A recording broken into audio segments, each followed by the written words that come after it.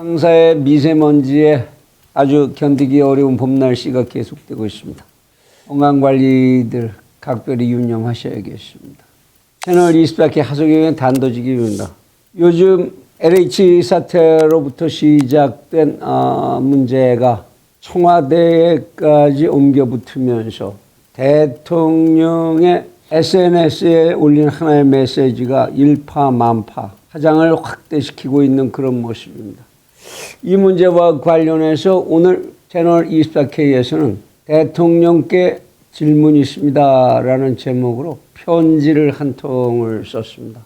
그 편지를 여러분들하고 함께 좀 읽어보도록 하겠습니다. LH 사태의 불똥이 청와대로 튀면서 대통령께서 직접 작성하셨다는 페이스북의 해명 메시지에 댓글이 수만 건이나 폭주하면서 오히려 논란이 가중되고 있는 그런 모습입니다. 저희 채널 24K에서는 이미 이 문제가 시중에 충분히 노출된 것이라서 추이를 지켜만 보려고 했습니다만 이 문제를 둘러싼 공방이 본질을 비껴가는 것 같아서 몇 가지 대통령께 질문을 드리는 형식으로 이 문제를 정리해 보아야 되겠다는 생각을 하게 되었습니다. 사실 이 문제는 제대로 형식과 내용을 갖추어서 해명만 되었더라면 대통령께서 말씀하셨듯이 좀스럽고 남들이 볼까 민망스러운 사안이 되지 않을 수도 있었을 것입니다. 그러나 아무래도 대통령께서 하신 해명이 형식과 내용 모두에서 국민들을 설득하기에 부족한 점이 적지 않아서 문제를 악화시키는 것이 아닌가 하는 안타까움이 있습니다. 우선 문제의 정황부터 정리해보면 대통령께서 퇴임 후 기거를 목적으로 하는 양산 사저의 규모는 총 3,774평방미터, 그러니까 약 1,140평이고 이 토지 중에 밭으로 되어 있는 농지가 2,908평방미터, 약 880여 평이 포함되어 있다는 것을 알 수가 있습니다. 그리고 이 농지 중 1,844평방미터, 약 550여 평은 지목이 최근에 밭에서 대지로 형질이 변경이 되었습니다. 이러한 사실을 놓고 볼 때 그 규모나 형식에 있어서 이러한 토지 취득 행위자가 대통령이 아니고 문제가 불거진 때도 선거 기간이 아니었다 하더라도 이만한 건축 행위의 과정은 시중의 주목을 받을 만한 것이었고 시중에 이러저러한 수군거리는 사태가 발생하는 것은 자연스러운 일이 아니었을까 싶기도 합니다. 우리나라의 농지법은 그동안 겪어온 역사적 정치적 경로가 험난했던 관계로 농지의 소유, 임차, 관리 등에 있어서 대단히 까다로운 규정들을 가지고 있습니다. 우선 이 농지법은 그 입법 목적을 제1조에서 이 법은 농지의 소유, 이용 및 보존 등에 필요한 사항을 정함으로써 농지를 효율적으로 이용하고 관리하여 농업인의 경영 안정과 농업 생산성 향상을 바탕으로 농업 경쟁력 강화와 국민 경제의 균형 있는 발전 및 국토 환경 보존에 이바지하는 것을 목적으로 한다라고 밝히고 있습니다. 따라서 이 법과 관련된 행위를 하거나 법률을 해석할 때에는 이 입법 목적의 범위를 벗어나서는 안 될 것입니다. 또한 이 법 제3조 농지에 대한 기본 이념에서는 농지는 국민에게 식량을 공급하고 국토 환경을 보존하는 데 필요한 기반이며 농업과 국민 경제의 조화로운 발전에 영향을 미치는 한정된 귀중한 자원이므로 소중히 보존되어야 하고 공공복리에 적합하게 관리되어야 하며 농지에 관한 권리 행사에는 필요한 제한과 의무가 따른다. 농지는 농업 생산성을 높이는 방향으로 소유 이용되어야 하며 투기의 대상이 되어서는 아니 된다라고 명시하고 있습니다. 뿐만 아니라 제4조와 제5조에는 농지에 대한 국가와 국민의 의무를 명시하고 있고 제6조에는 농지는 자기의 농업 경영에 이용하거나 이용할 자가 아니면 소유하지 못한다라고까지 못을 받고 있습니다. 이 법 규정들을 제대로 인식한다면 요컨대 농지는 지목 변경을 위한 예비 부지로 존재하는 것이 아니며 농지의 농지 외 용도 전용은 국가적인 이익을 위하여 지극히 예외적으로 인정되어야 한다는 것을 아는 것이 결코 어려운 일이 아닐 것입니다.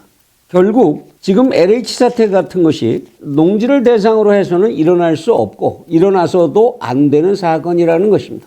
마땅히 대통령께서 농지를 취득하실 때에는 이러한 우리나라 농지법의 취지를 10분 이해하고 계셨어야 했을 것입니다. 이러한 농지법의 취지와 상관없이 자신의 살 집이나 지으려고 싼 맛의 농지를 취득한 것이어서는 절대로 안 되는 일이었을 것입니다. 따라서 이러한 대통령의 행위에 대하여 국민들이 의문을 가지고 해명을 듣고자 하는 것은 헌법상의 합리적인 권리가 아닐까 하는 생각을 하게 됩니다. 그래서 다음과 같이 몇 가지 질문을 정리해 봅니다.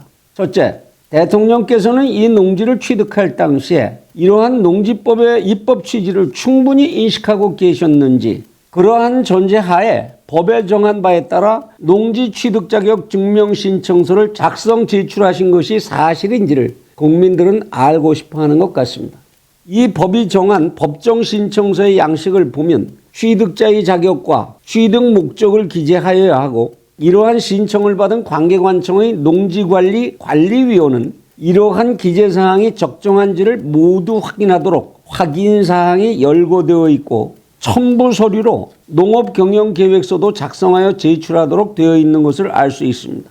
다시 이와 관련하여 농지법 시행령의 규정을 다시 한번 살펴보면 제3조 농업인의 범위, 법 제2조 제2호에서 대통령령으로 정하는 자는 다음 각호의 어느 하나에 해당하는 자를 말한다. 1. 1,000제곱미터 이상의 농지에서 농작물 또는 다년생 식물을 경작 또는 재배하거나 1년 중 90일 이상 농업에 종사하는 자.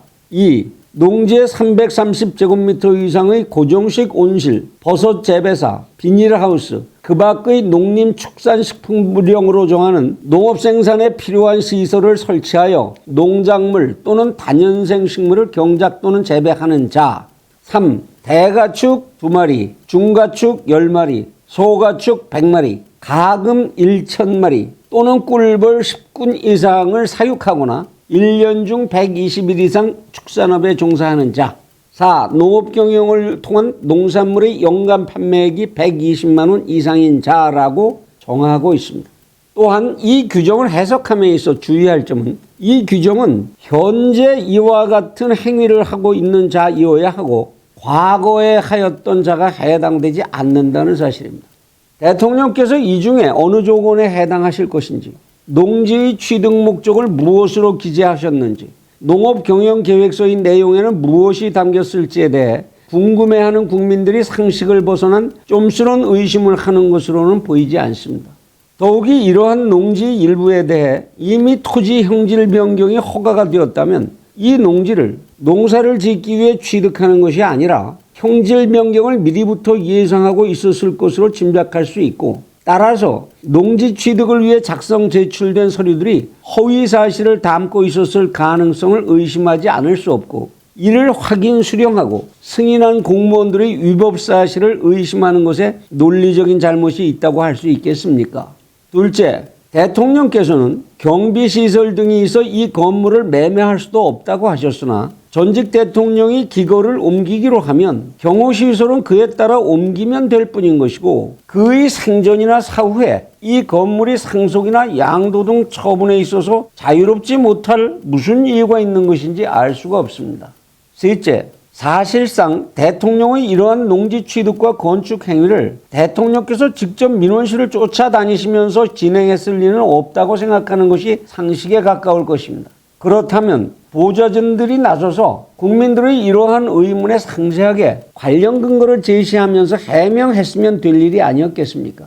그렇게 해서 해명이 되었다면 대통령의 말씀대로 대통령의 자산관리 행위에 의문을 가진다는 사실이 정말로 좀스럽고 민망스러운 일이 될 수도 있었을 것입니다.